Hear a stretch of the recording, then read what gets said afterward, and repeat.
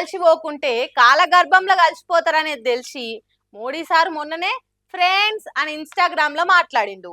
జంజి పిల్లల మనసు గెలవాలంటే కొత్త ట్రెండ్ను ఫాలో కావాల్సిందే అన్నట్టు చేసిండు. బడే బాయ్ అట్లుంటే చోటే బాయ్ ఇంకో తీరుంటాడా?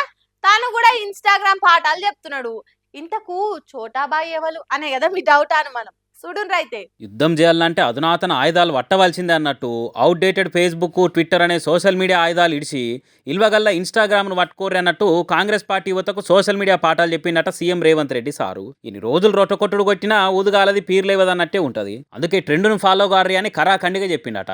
బీఆర్ఎస్ పార్టీ వాళ్ళు కాలానికి తగ్గట్టు కడమ పార్టీల బెండు తీస్తున్నారు. ఇన్స్టాగ్రామ్ లో వీడియోలను విపరీతంగా ఇడుస్తున్నారు. సర్కార్ మీద ట్రెండింగ్ వీడియోలు క్రియేట్ చేసుట్లా దూసుకొని పోతున్నారు. సందు దొరికితే సర్కార్ను సప్పరించి ఇడిచిపెడుతున్నారు. కానీ మన కార్యకర్తలు కాంగ్రెస్ పార్టీ పుట్టినప్పటి కాలం నాటి పద్ధతులనే పాటిస్తున్నారు. అవి ఎన్నడో వెళ్ళిపోతున్నాయి. ప్రతిపక్షాల రీల్స్ పబ్లిక్ లకి వెళ్ళిపోతున్నాయి. ఇప్పటికైనా మారుర్రా అన్నట్టు మొత్తుకుంటే చెప్పిందట. ఇప్పటికే పార్టీ పబ్లిక్ ల పలసనైపోయింది. జనాలు వెనక ముందు చూడకుండా తిడుతున్నారు. ఇక వీటిని తిప్పికొట్టే దమ్ము మనకు రావాలంటే ఖచ్చితంగా అవుట్డేటెడ్ ఇడిసి అప్డేటెడ్ ఇన్స్టాగ్రామ్ వాడవలసిందే అన్నట్టు చెప్పిందట. మీరు అలర్ట్ కాకుండా ఆగమయ్యేది మనమే అన్నట్టు మంత్రులకు, ఎమ్మెల్యేలకు, ఎమ్మెల్సీలకు, ఎంపీలకు, కార్పొరేషన్ చైర్మన్లకు క్లాసు వీకిందట సారు.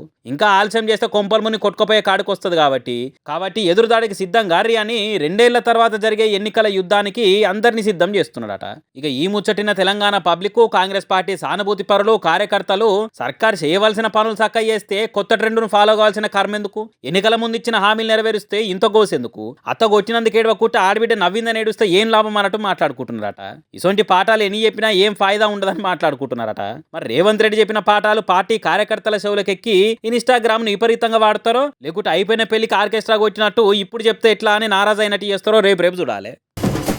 లగారే సౌండ్ సాలా దంచి కొట్టు డీజే వాలా ఇట్లా డీజే పాటలు పెడితే ఎవ్వరైనా సరే ఎగిరి దుంకాల్సిందే. కానీ దేనికైనా ఒక లిమిట్ అనేది ఉంటది కదా.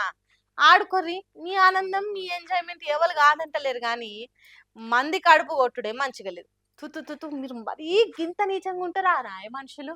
అయ్యో, షాపులున్న సామాన్లు మొత్తం పట్ట కింద పడిపోతున్నాయి కదా. పాపం ఆ అన్నకి ఎవరైనా ఏమనాలో కూడా తెలియక అట్లనే చూసుకుంటా కూర్చుండు. మరిగా అవి ఎవరన్నా పడేస్తుర్రంటే వాళ్ళని ఆపొచ్చు. కానీ పక్క పొడత డీజే చేయంగా అట్లా అయ్యేసరికి ఎవరైనా ఏమనలేక సైలెంట్ అయింది కావచ్చు. మరి ఇది ఏడనో ఏందో పురాగా తెలియదు. కానీ రోడ్డు ముంగట ఎందుకో మరి ఇట్లా ఫుల్ డీజే పెట్టి దుంకుతుర్రు అంతా.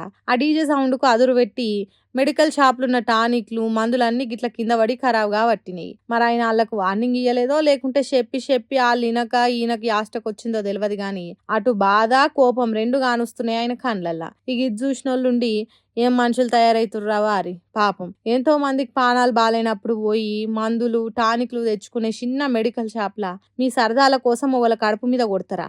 అది కూరకు వచ్చేది కాదు, బువ్వకు వచ్చేది కాదు. ఆ ఎగురుడు దుంకుడు జర సౌండ్ తక్కువ పెట్టినా లేకుంటే మందులేని జాగాలో పెట్టుకొని దుంకులాడినా ఎవరు ఏమన్నారు కదా. ఇట్లా డీజే అదుడుకు గుండె ఆగి అడ్డం పడ్డోళ్ళు, పానాల మీద తెచ్చుకున్నోళ్ళు కూడా మస్తు మందుర్రు. మరి ఈ తీర్ల వైరల్ అయినాకనన్నా జర పోలీస్ సార్లు ఈ ఒక్కదాన్నే కాకుండా పర్మిషన్లు లేకుండా పబ్లిక్లను పరిశాన్ చేస్తట్టు డీజే పెట్టినోళ్ళ మైల పోళ్ళు తీస్తేనే మంచిగా తవ్వకొస్తారని మాట్లాడుతుర్రు ఈ వీడియో చూసిన వాళ్ళు.